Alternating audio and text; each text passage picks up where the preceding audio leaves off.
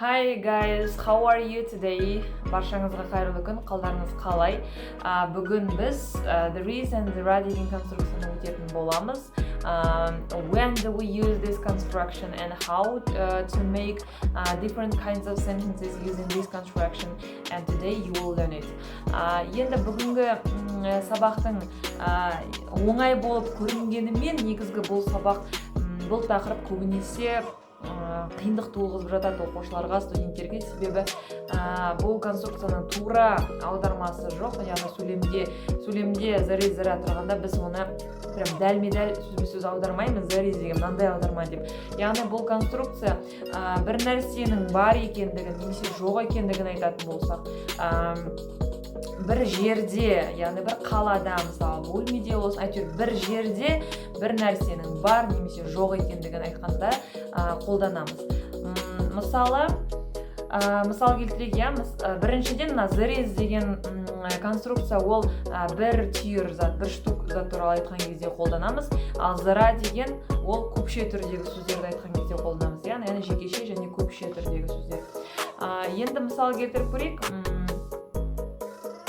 Кітап бар. There is a book. Көрдіңіз ба? Мен мына жерде кітап бар деп аударып тұрмын, яғни ол не бар екендігін көрсетіп тұрмын. Мен бұл жерде бөлмеде кітап бар деп айта аламын, There is a book in this room. Немесе рюкзакта кітап бар деп айта аламын, There is a book in the school bag. Яғни бұл жерде мен неге бұл тақырыпты алып отырмын, себебі көбінесе оқушылардың айтатын сөйлемдері олар have got, has got бен айтып кетеді. Яғни have got, has got деген лично бір адамда бар нәрсені айтқан кезде қолданамыз. Мысалы, менің кітабым бар деген кезде, мысалы, сенің кітабың бар, оның кітабы бар деп айтқымыз келсе, бір адамға тиесілі жеке меншік нәрсесін айтатын болсақ, онда біз have got, has got бен айтамыз. Алайда жалпылама ол нәрсе бар, жалпылама ол нәрсе мысалы суретте бейнеленген, көрсетілген деп айтатын болсақ, онда біз зарез зараны айтамыз. Енді мысалы ол мемлекетте бірнеше әдемі қалалар бар деген сөйлемде бар ғой, мысалы оны қалай аударамыз? Көбінесе оқушылардың аудармасы ол былай болып жатады.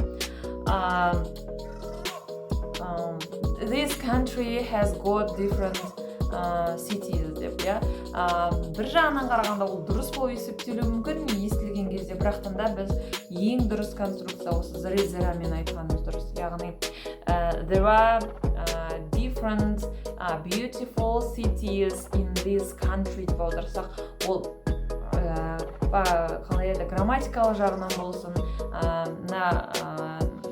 носители языка деп айтамыз ғой, американдықтар, англичандықтардың айтатын сөйлемдеріне дәл келетін болады. Ал мына have got, has got ол прямой перевод деп айтамыз ғой, сөзбе-сөз аударғандай болып кетеді. Енді мысал келтірейік, let's make some sentences, okay?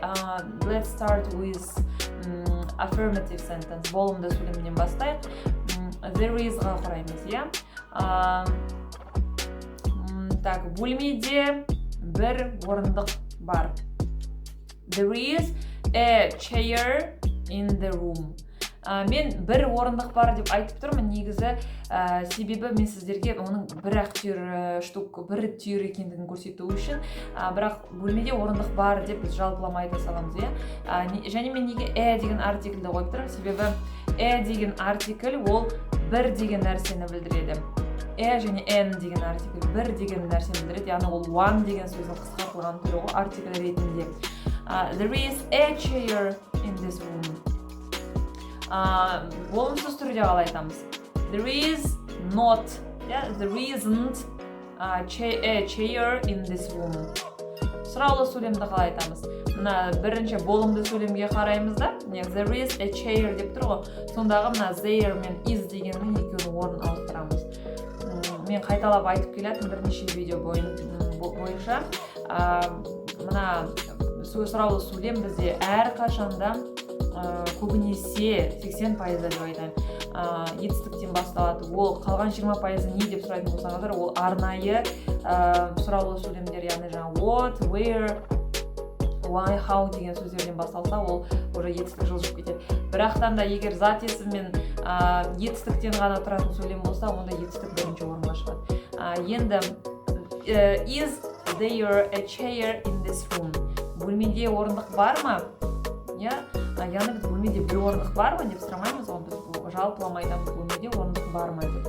Орындық саналады, орындықтар, бір орындық, екі орындықтар деп айтамыз, сондықтан біз оған артиклін қоямыз. Енді келесі оның жауабын қалай айтамыз? Yes, there is, немесе no, there isn't. Мен көріп тұрған шығарсыздар, мына жерде ол there және is деп жазылғанымен ол оқылған кезде екеуі бірге қосылып кетеді, яғни слитно деп айтамыз, орысша айтқанда екеуін бірге қосып оқып кетеміз. There is не мына жердегі и әрпі мен I әрпі екеуі қосылып кетеді да, there is деп оқылып кетеді, яғни екеуі бірақ бір сөз сияқты оқылады, ол there is деп. Енді екінші көпше түрдегі формасын алайық, there are дегенді. There are 2 chairs in this room. Бөлмеде 2 орындық бар.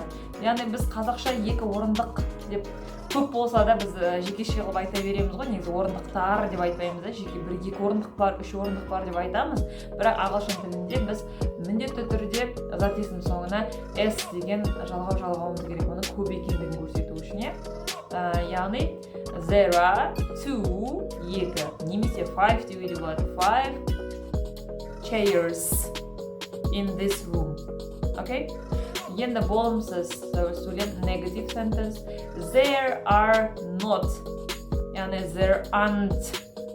Ол мына жерде are мен not деген сөз қосылып кеткен кезде екеуі бір тұтас сөз сияқты оқылады. Aren't деп. There aren't 2 chairs in this room.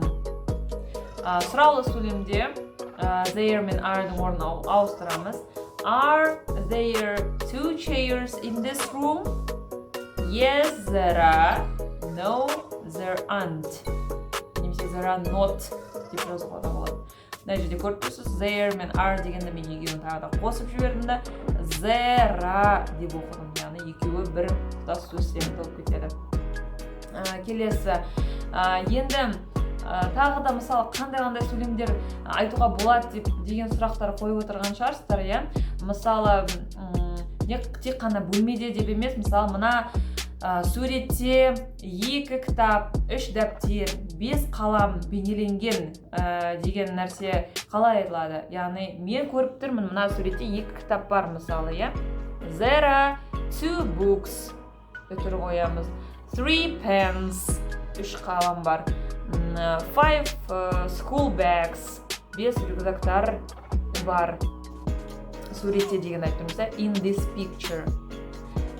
Немесе in the photo, мына суретте, фотографияда деген сөз.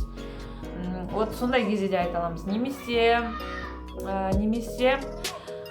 Қазақстанда 130-ға жақын ұлттар тұрады деген сөйлемдер де бар. Мысалы, тұрады емес, мысалы 130-ға жақын ұлттар бар деген сөйлемді, Ол жерде тағы да айтып кететін нәрсе бар болғасын have got, has got болмайды.